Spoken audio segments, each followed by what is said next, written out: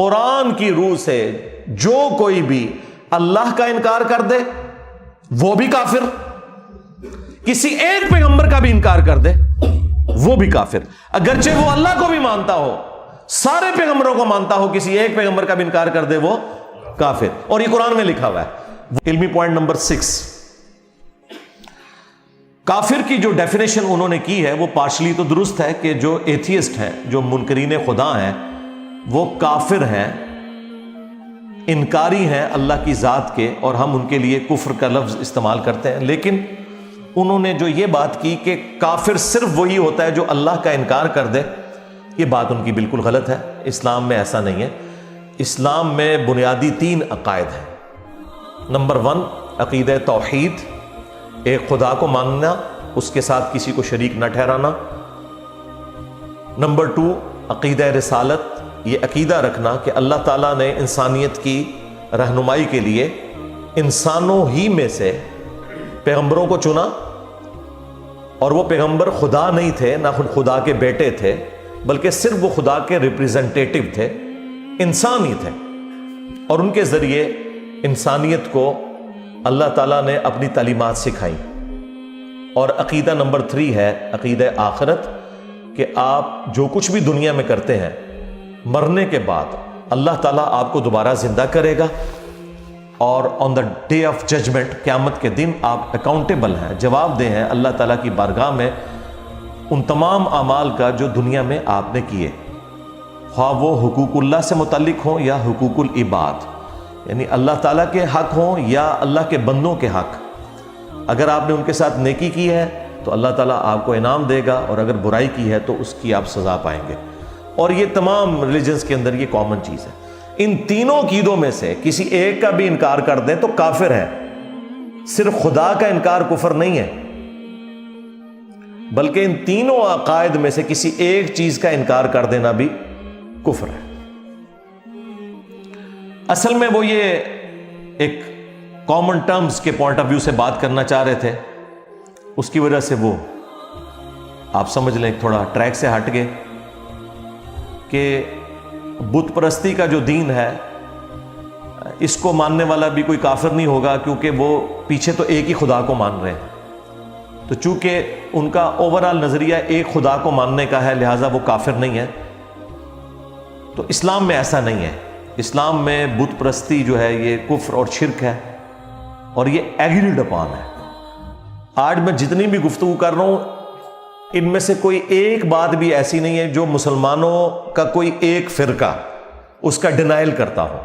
یہ وہ عقائد ہیں کہ جو ایگریڈ اپان ہے، چونکہ قرآن کے اندر لکھے ہوئے ہیں۔ تو کسی بھی دنیا کے مسلمان مکتب فکر کا ایسا عقیدہ نہیں ہے کہ بت پرستی کا ماننے والا جو ہے وہ کافر نہیں ہے، یا وہ جیوز اور کرسچنز جو خدا کے لیے بیٹا تجویز کرتے ہیں، اس کی اولاد تجویز کرتے ہیں، وہ کافر نہیں ہے، وہ کافر ہی مانتے ہیں۔ اور قرآن حکیم اپنے اس مقدمے کے اندر بالکل واضح ہے۔ اس حوالے سے انہوں نے ایک آیت کوٹ کی جو اکثر نان مسلمز جو ہیں وہ اپنی اگنورنس کی وجہ سے غلط کوٹ کرتے ہیں، اور بعض اوقات مسلمانوں میں سے بھی لوگ کوٹ کرتے ہیں۔ یہ آیت جو ہے وہ سورۃ البقرہ کی آیت نمبر 62 ہے، بڑی مشہور آیت ہے، اکثر آپ نے مختلف لوگوں سے سنی ہوگی۔ میں نے اس کے اوپر کافی دفعہ گفتگو کی ہے، اور میری تفصیلی ویڈیو اس کے اوپر ریکارڈڈ موجود ہے، کیا یہودی اور عیسائی بھی جنت میں جائیں گے۔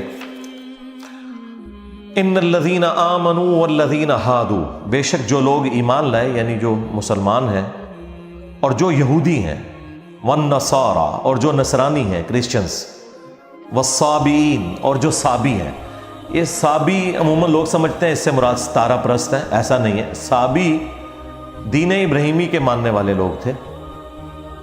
من آمن باللہ، ان میں سے جو بھی ایمان لے آئے اللہ پر، والیوم الآخر اور آخرت کے دن پر، وعمل صالحا اور نیک اعمال کرے، فلہم اجرہم عند ربہم، تو پھر ان سب لوگوں کے لیے ان کے رب کے حضور اجر ہے، ولا خوف علیہم ولا ہم یحزنون، اور قیامت کے دن نہ انہیں کوئی خوف ہوگا اور نہ کوئی غم لاحق ہوگا۔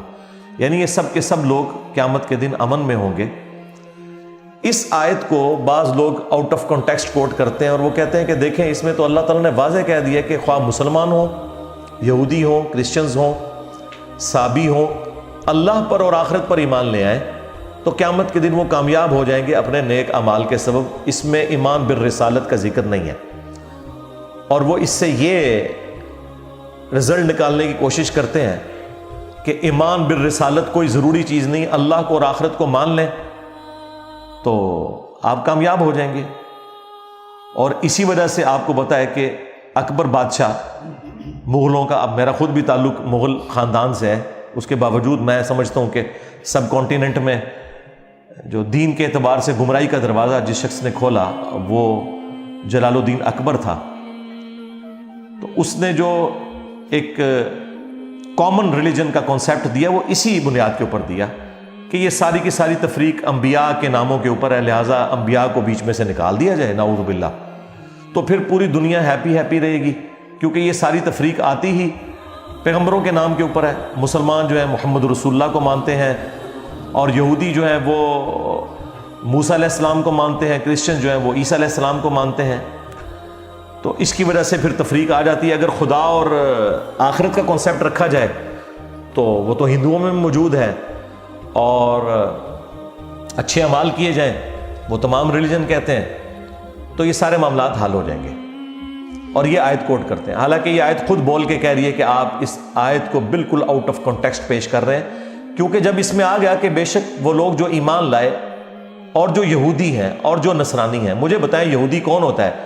جو کسی پیغمبر کا ماننے والا ہوتا ہے یا پیغمبر کا نہیں ماننے والا ہوتا؟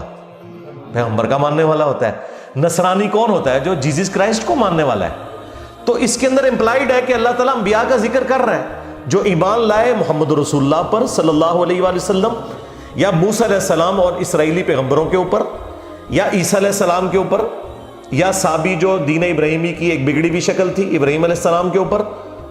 تو انبیاء کا تو ذکر امپلائیڈ ہے اس کے اندر۔ یہودی ہوتا ہی وہ ہے جو پیغمبروں کو مانے، کرسچن ہوتا ہی وہ ہے جو جیزس کرائسٹ کو مانے، لہٰذا ایمان بالرسالت تو اس میں موجود ہے، یہ آؤٹ آف کانٹیکسٹ آپ کوٹ نہیں کر سکتے۔ دوسری بات، یہ تمام ادیان کے ماننے والے لوگ یا ریلیجن کے ماننے والے لوگ اپنے اپنے زمانوں میں مسلمان ہی تھے۔ جیوز نے جب تک جیزس کرائسٹ کا انکار نہیں کیا تو وہ مسلمان تھے۔ ان تمام انبیاء کو ہم مانتے ہیں، ان کے اصحاب کو ہم مانتے ہیں، لیکن ونس جب جیزس کرائسٹ عیسیٰ ابن مریم کا انہوں نے انکار کیا تو وہ کافر ہو گئے، اگرچہ وہ باقی پیغمبروں کو مانتے تھے لیکن ایک پیغمبر کا انکار کر کے وہ کافر ہو گئے۔